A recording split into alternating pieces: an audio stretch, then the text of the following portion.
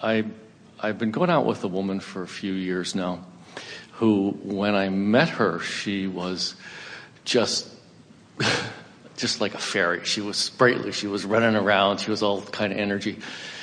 And in the last year, she's gotten just sicker and sicker and sicker, and nobody knows what it is, and she's all swollen up.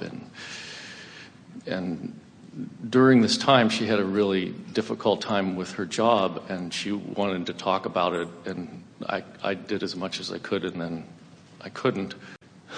And I'm feeling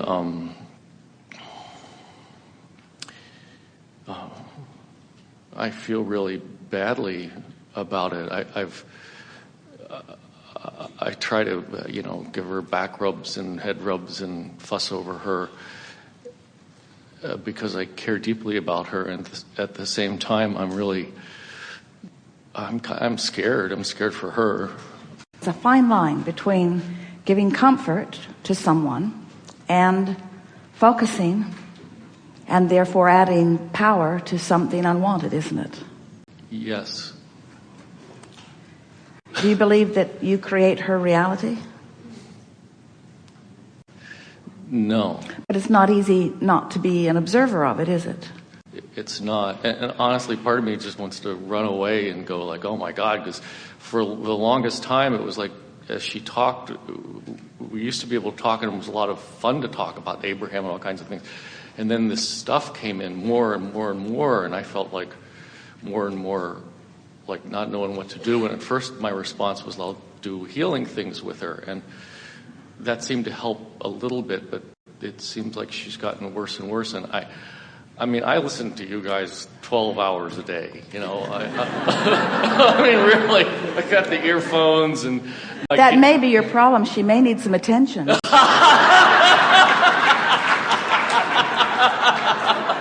I know, and that's it. I have two teenage daughters, so I know what the gauntlet is. Okay, they're a piece of cake, but and she's wonderful when I can get it off of that track. But I don't know how to not be affected by it. Here's the thing. Well, you've asked the most important question of all: how can I be an observer of something unwanted, and stay in alignment with who I really am, and therefore of benefit to someone else? That's the biggest question of all, isn't it?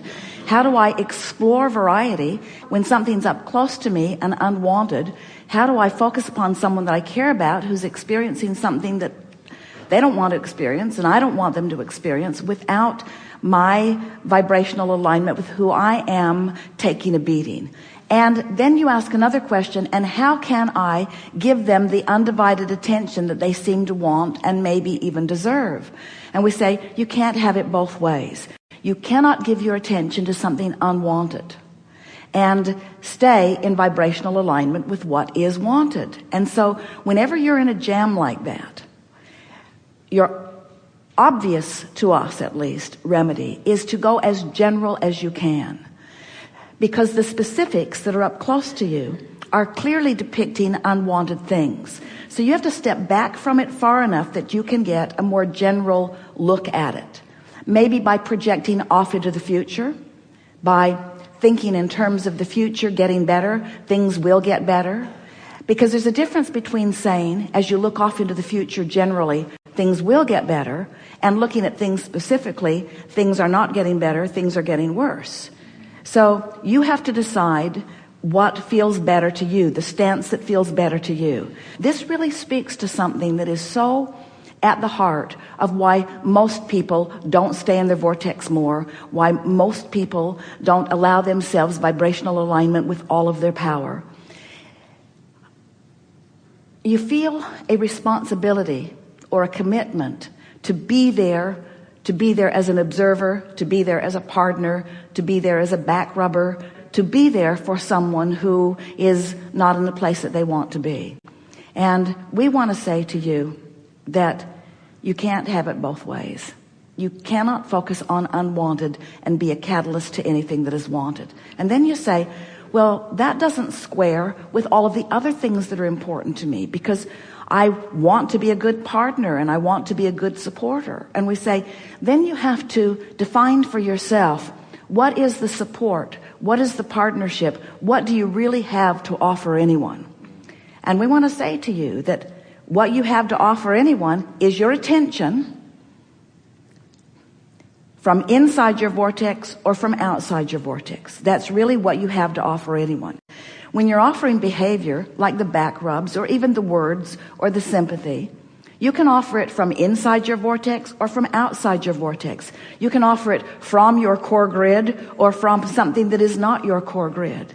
And so what you've got to do is find a way to find a stance that will allow the path of least resistance to reveal itself to you in the most powerful and productive of ways. It's a hard thing, we acknowledge, to be in a situation where you're observing something unwanted and withdraw your attention from it. In fact, it doesn't feel very good to the other one. If you were to run away, or even if you were to try to change the subject, it does not feel good to the other one. So don't change the subject. Stay on the subject. Just stay on it in a more general way.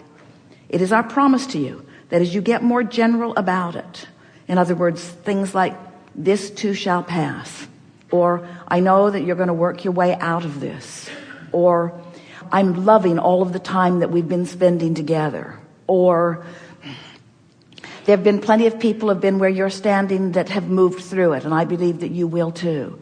In other words, find your general statements that feel good to you, and don't allow yourself to be drawn in to the drama and the trauma. Yeah. And there probably will never be another situation that is as poignant for you, but it's really what we're talking about all day, every day, no matter what the subject is. You have the ability to focus, and you can tell by the way you feel how you're doing in that focus. It's a bit like, Jerry told the story so many times to Esther and to others because it was so meaningful to him. He was a lifeguard in his very early years. He lived in New Orleans during high school, and he was a lifeguard at Pontchartrain Beach. And he was instructed that there may be a time that you'll be out there in the water with someone who is thrashing about, and they will be impossible to subdue and to bring in. Their fear of the water may be such, their thrashing about may be such that you may have to let them drown, he was instructed. And he protested, then what's the point of being a lifeguard? And his instructor said, because if it's going on like that, you will drown too. And there will not be another opportunity for you to be of advantage to anyone. Now that sounds like harsh words, but it really is a bit what deliberate creation is about in this sense. Unless you are selfish enough to demand of yourself your personal alignment, then you have nothing to give another one. And you cannot find personal alignment ever, not one time ever, when you're looking right at something unwanted. So if you stand back and you realize, parents have said this for years, and it's what sort of soured you on this, is they get out the paddle and tell you it's for your own good. But it's sort of like that. For your own good, I am looking at you in a more general stance where I can find the true alignment with who you are. And more important, I can find the true alignment of who I am, because I care about you a great deal. And alignment must come first before I have anything to give you. And then just don't let yourself get sucked into the details of that take you from it. It sounds harsh when you're out of the vortex. It sounds like the only thing that works when you're in the vortex. It sounds like not love to someone who's outside the vortex, and it's the only thing that is love. You have to understand the source energy is looking at everyone who's having this experience. Source energy is there. Source energy is always reaching out to everyone who's asking for anything. Source is standing in the vortex, holding the vibrational patterning, holding the path of least resistance that is evident to them if they will get tuned to the vibrational frequency of that. And so you just have to ask yourself, as a healer, how do I stand? Where do I stand on the spectrum of healingdom? We like to make up words in relationship to where source energy stands. Where do I stand in that arena? And we say, you stand as a representative of the source energy that is offering energy of well-being. You stand as that representative, and source is flowing it to them. But source cannot make them receive it, and neither can you. All you can do is hold yourself in the best place of alignment that you can, and allow the path of least resistance to follow through. And what a wonderful thing it is to watch that grid begin to fill in. There's more. For as long as I can remember, the idea of commitment has been, it just raises my hackles, especially since I got divorced. The idea of being there for somebody means a trap to me, and she wants to like have more of a commitment or whatever, and it just, whenever that subject comes up, I'm like, let's just, I'm here, we're doing what we're doing, that's great. And so I always feel like I'm put in a vice or this kind of thing that unless I do something for different reasons for her, she's going to be in trouble economically or with her health and things like that. So I feel caught between all my good training being Zorro and the Lone Ranger and how it actually feels to me to just be around people when I want to be around them. It doesn't matter what you do. It doesn't even really matter what you say.